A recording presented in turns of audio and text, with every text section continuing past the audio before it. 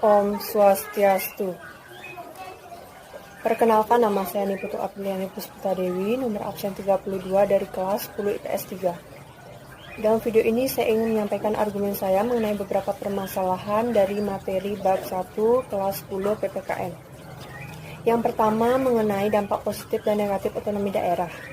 Sebelumnya perlu diketahui bahwa otonomi daerah adalah hak, wewenang, dan kewajiban daerah otonom untuk mengatur dan mengurus sendiri urusan pemerintahan dan kepentingan masyarakat setempat sesuai dengan peraturan perundang-undangan. Dalam hal ini, pemerintah pusat memiliki tugas tertentu yang perkembangannya di daerah, di mana pemerintah daerah juga bukan merupakan pemerintah yang berdaulat sendiri. Semua peraturan sesuai dengan koordinasi dari pemerintah pusat. Dampak positif otonomi daerah yaitu 1. Sosial budaya menjadi lebih berkembang. 2. Potensi daerah berkembang. 3. Daerah menjadi lebih maju. Sedangkan dampak negatif otonomi daerah yaitu 1. Menimbulkan konflik antar daerah. 2. Pengawasan terhadap setiap daerah berkurang. 3. Pejabat daerah dapat bertindak sewenang-wenang. Berdasarkan data di atas, menurut pendapat saya, pengawasan terhadap pelaksanaan otonomi daerah di setiap daerah di Indonesia benar-benar harus ditingkatkan, mengingat pemerintah menyerahkan kekuasaan dan wewenang kepada pemerintah daerah untuk mengatur dan mengawasi setiap daerah, sehingga pengawasan terhadap setiap daerah berkurang dan pejabat daerah dapat bertindak sewenang-wenang. Berikut fakta pendukung bahwa pejabat daerah dapat bertindak sewenang-wenang.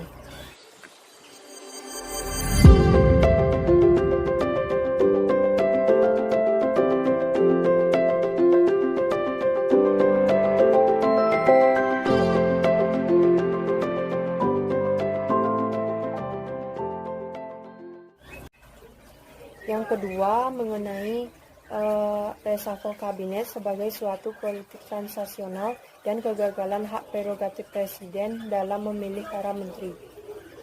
Yang dimaksud hak prerogatif adalah hak istimewa presiden, sedangkan reshuffle kabinet adalah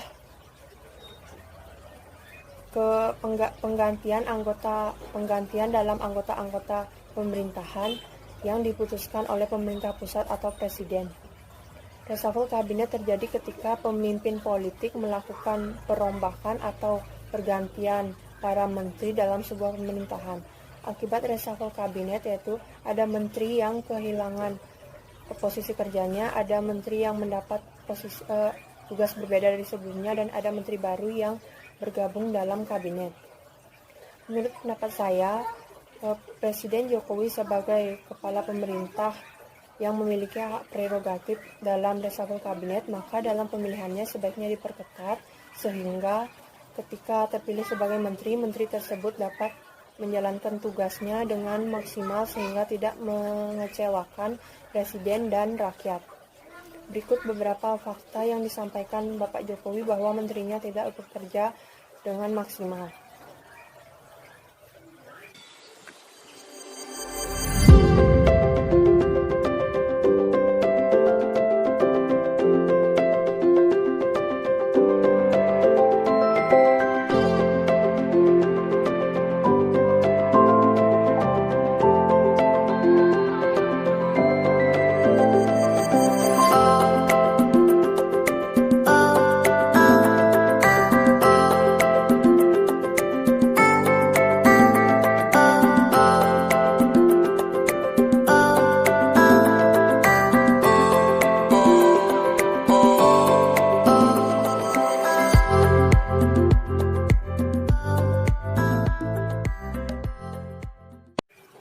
Yang ketiga, mengenai banyaknya kejadian tidak terpasangnya atau dibaliknya foto presiden, wakil presiden, dan Pancasila dalam sebuah instansi.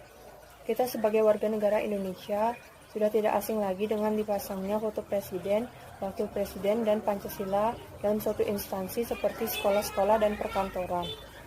Menurut pendapat saya, pemasangan lambang negara sebaiknya harus dilengkapi dengan foto presiden dan wakil presiden sebagai penghormatan dan sebagaimana yang tercantum dalam pasal 55 UU 24 tahun 2009 mengenai tata cara pemasangan foto presiden, wakil presiden, dan Pancasila.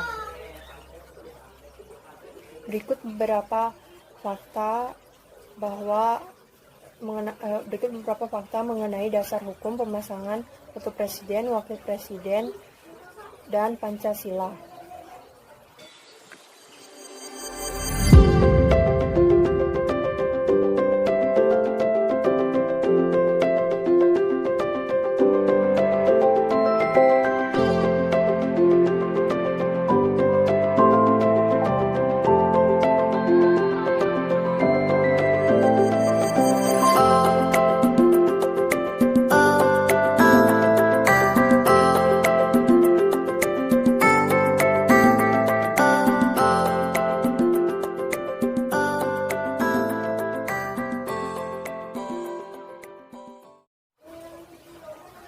Baik, sekian dari video yang dapat saya sampaikan. Terima kasih telah menonton video saya.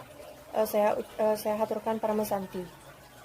Om Santi Santi Santi Om.